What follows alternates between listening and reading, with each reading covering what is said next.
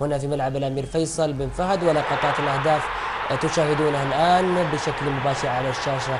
أعود للترحيب بضيوف. الهدف الأول اللي في البداية الخطأ، أنا أعتقد أنه أعطى روح معنوية للفريق النصراوي. مشهد من جديد، محاولة ملعوبة على طول عرضية والرأسية.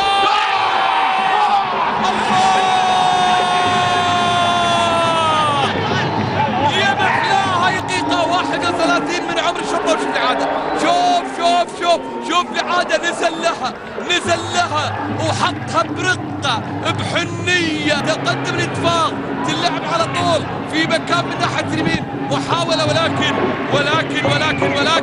كان هناك استعداد حقيقة وجول. امسك كيرة، الله